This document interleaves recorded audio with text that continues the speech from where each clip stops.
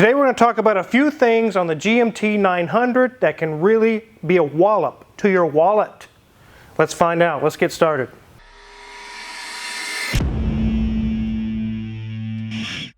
So this behind me is a 2011 Chevy Silverado half-ton, and the problems it has are across the GMT900 and the 800. And what that means, GMT is a chassis or a series of trucks.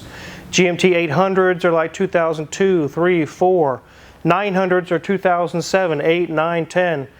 This one being 11, I think it goes to 13. Different eras of Silverados, Sierras, and things of that nature is basically what it is. This one's a GMT900.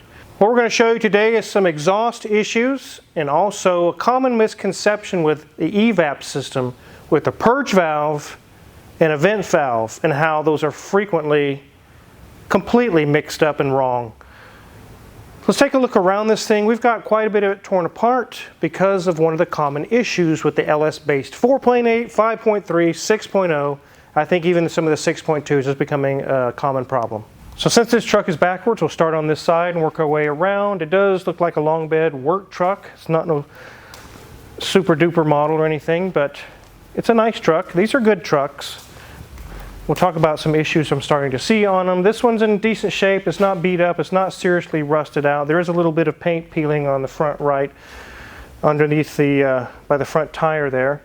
But otherwise, this one's in decent shape.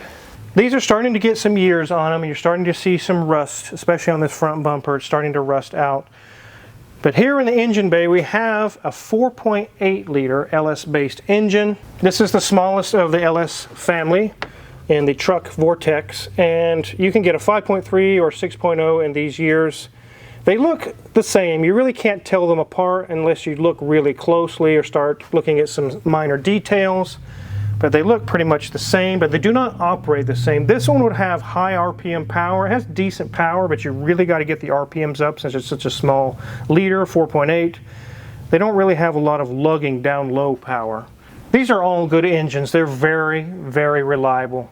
Pretty much bulletproof. But there are a few things that are known to fail on them. They're not disastrous.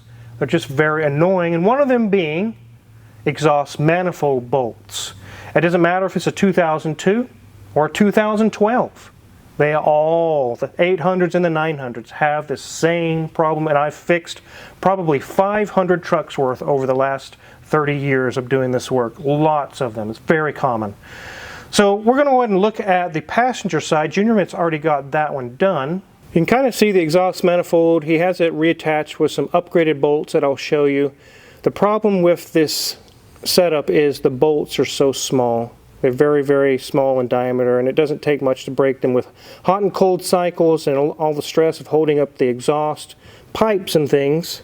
Here we have the driver's side manifold. It's not these bolts and things that break, and these typically, they break if you try to take them apart usually, but they don't break from just normal daily use. It's these bolts here that actually hold the manifold to the cylinder head.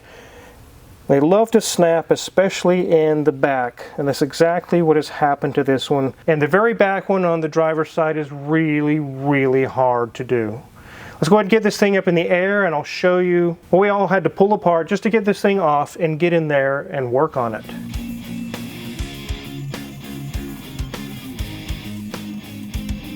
So this is the wheel liner that's up in the wheel well. You have to remove that.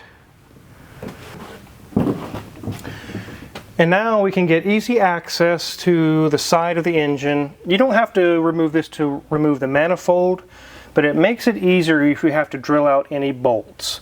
So I've done a lot of these, and whenever one comes in and the customer says, I've got a few broken bolts, it's making the ticking, tacking noise because of the exhaust manifold gasket is blown, just go ahead and remove both manifolds and do all the bolts and do all the things.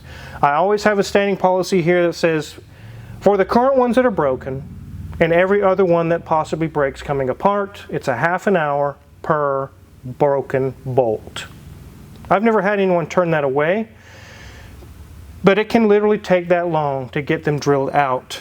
And if there's 12 bolts, 6 on each side, if 6 of them broke, that's 3 extra hours of labor. You got to keep in mind, Anyone that would ever turn it down, say it's too expensive, I'm welcome them to go ahead and try it. It's really, really hard. Let me show you one that broke on this one. It was the only one that was broken, luckily.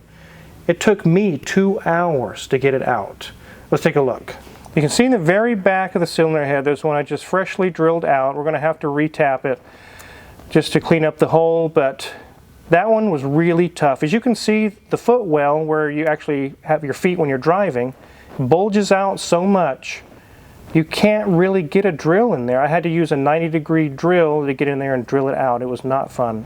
I'm only going to charge a half an hour on that bolt because that's the policy, half an hour per bolt, even though it took me 2 hours. It was tough. My hands are hurting, guys. I just got it done before we started filming here.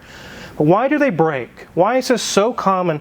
And I want to tell you, if you have one of these trucks and you haven't addressed this problem, if you go and look at the 6 bolts on your exhaust manifold, I guarantee you, you probably already have some broken bolts. You probably do. It's very, very common. In fact, it's so common that there's a company called Dorman that sells a kit with all new upgraded bolts. There's so many of them breaking that they're able to make money off of these kits like crazy. Let me show you an old bolt and a new bolt. So here's an old bolt, and you can see it's not very big in diameter. It's smaller than my pinky, and there's only 6 of these holding up the weight of the entire exhaust manifold and the weight of the exhaust pipes bolting to it. Like I said, there's a lot of weight hanging on these 6 bolts, and over time of getting hot and cold, these bolts are just not big enough around and they snap. But they do have upgraded ones, and here's an upgraded one next to the old one.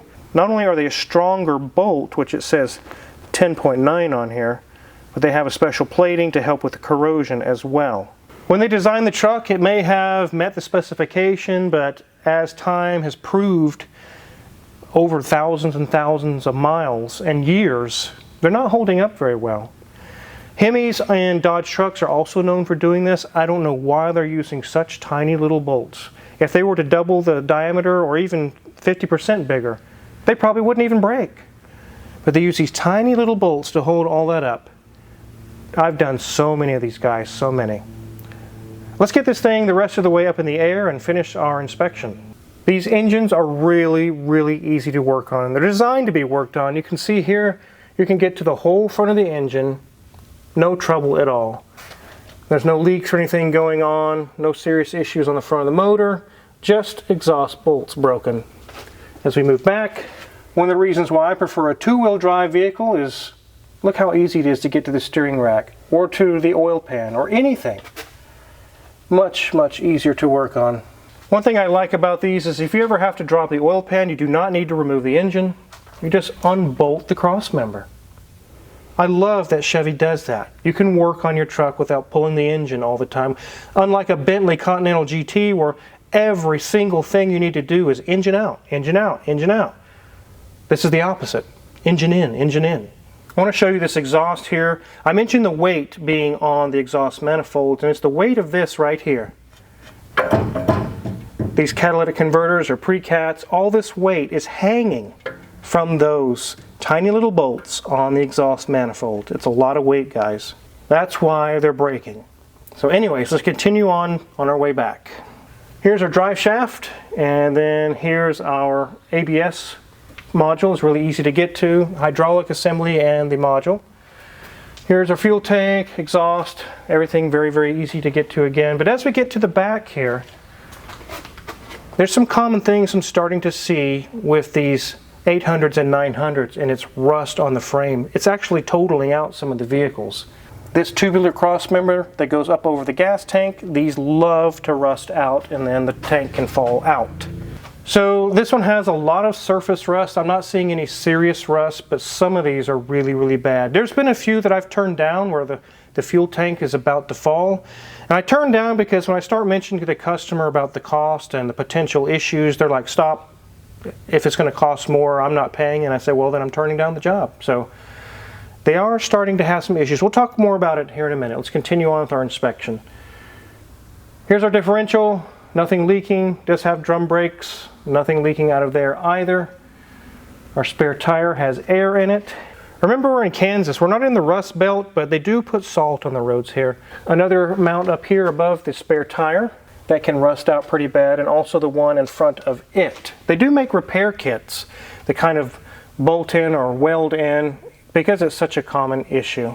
If you have one of these and you're concerned about that rust, definitely get an inspection done and make sure it's not eaten away already. If it's still in good shape, definitely get some rust preventive coating put on to preserve it, because when these things start to go, they go really fast. And I've got some stories to share towards the end to kind of bring that all together on the rust. It really is becoming an issue. So let's talk about this evap situation. With people get a code on their computer, they take it to an AutoZone or a favorite parts store, they get the codes read, and it'll say evap vent valve bad, circuit failure, whatever. So they put on a new purge valve. The purge valve and the vent valve frequently get confused. They are not one and the same. This one had a code for a vent valve. Here's the old one. It's back by the gas tank. This is what it looks like. It connects to the charcoal canister and allows to vent fresh air. That's all it does, fresh air. I'll show you where it's installed on the vehicle. Here's the new one. It's bolted actually right to the gas tank, right in the area, and it has some piping that goes up to a little filter. But this is the evap vent valve. Now I'll lower the truck back down and show you where the purge valve is. Your purge valve resides in the engine bay on the LS-based motors. On the older ones and on the newer ones, it's right near the intake manifold. I'll remove this upper engine cover and show you where it is on this one. On the GMT800s, the older models, it's right here where this hose is. Your valve will reside right here. But on these 900s, you see this one's been replaced. It's a black-bodied little valve with a gray cap on it. That's the purge valve. So the reason why I bring up the evap valve and the vent valve controversy is there's a lot of parts we replace on cars, and rarely do they ever get mixed up. But those two frequently get mixed up. So this truck, like I said, had a code for vent valve performance. The customer claimed, I replaced that valve. It's up front, it's the purge valve, it still didn't fix anything. The code did not ask for the purge valve. The code asked for the vent valve. So the purge valve's up here. The vent valve is back here. Completely two different valves that do completely two different things. So what are they? The purge valve does what it says it does. It purges fuel vapors out of the canister and lets the intake suck it up and burn it. That's all it does. The vent valve back here lets fresh air in, filtered fresh air into the evap system. So air's coming in.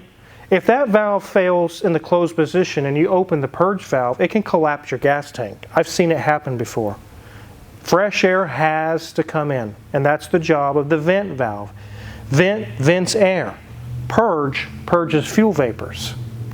Two different valves, two different jobs, two different locations on the vehicle. This has happened more than once, obviously. I've had customers come in, my check engine light's on, the evap valve is bad, I already replaced it, don't even worry about replacing it. I don't know what's wrong, but I need to find out what's wrong. I look up the code, and it specifies a valve, and they replaced the wrong one. So I just replaced that one. No, you didn't. It asked for the vent valve, you replaced the purge valve. And it's not even just the customers or this or that that get it mixed up. I've had mechanic friends get it mixed up. I've also had part suppliers get it mixed up. I'll order a vent valve, and when the part arrives, it's delivered, I open it up, and it's a purge valve. I'm like, no, it's just the wrong one. People think they do one and the same. It's the same thing, guys. No, it's not. Make sure when you see the code for a certain valve that you definitely locate where that valve is on your car. Because it's easily, oh, this one's in the engine bay, that's the easy one, I'll do that one. And it may not be that one. It's very common on these trucks where the vent valve to fail. They get dust and dirt in them from driving on dirt roads or construction sites. And the dirt destroys the vent valve, it can no longer seal. It's not doing its job. So was it necessary to replace the purge valve? No, but it's probably good anyways because of age. Those do fail at times as well. You'll have purge valve performance or an evap leak, and it can be the purge valve has failed. So once this truck leaves, both valves will be brand new, and this customer shouldn't have to worry about any valves in the evap system for quite a long time. But I definitely wanted to clear up vent valve versus purge valve. They are not the same. Now let's talk about the rust. I used to always really push the GMT800s and 900s. But time takes its toll on all things on Earth. People, cars, airplanes, boats, it doesn't matter what it is. I'm starting to see the 800s and some of the 900s are having severe rust issues in the frame. Crazy D's truck, which is parked outside, he's thinking about getting rid of it and selling it soon because the rust is destroying the frame on that thing. It's really bad.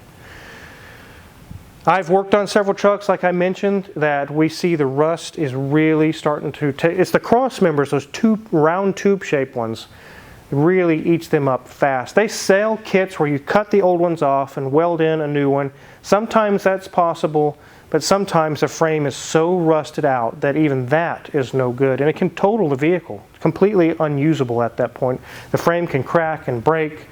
So if you're looking to buy a GMT800 or a 900, check the frame for rust. It's very visible to look for rust around here, around the bottom of the cabs, but don't just look at that. Look at the frames and the cross members. I'm telling you, it's very important. I'm sure you guys have some stories of these cracking or breaking, or you've seen friends where the middle of the truck is sinking. Let us know in the comments. Let us know your stories. I'm sure you guys have a lot of really cool stories on them. I've seen several that are so bad, it's like, bro, you shouldn't be driving this anymore. It could collapse at any moment. So definitely wanted to get a video out to you guys to talk about the LS-based truck motors and their exhaust bolts breaking all the time. Very common. The controversy or the confusion of purge valves versus evap valves and the rust issues that's really starting to show up on these trucks. If you're curious what kind of tools that we use to work on this truck or any other car in the shop, check our Amazon affiliates link in the description below. A lot of the tools we use in the shop are listed for sale there. If you purchase anything, we get a small cut. We really appreciate it. Make sure to hit the subscribe button here because we have many cool videos to come. Thanks for watching.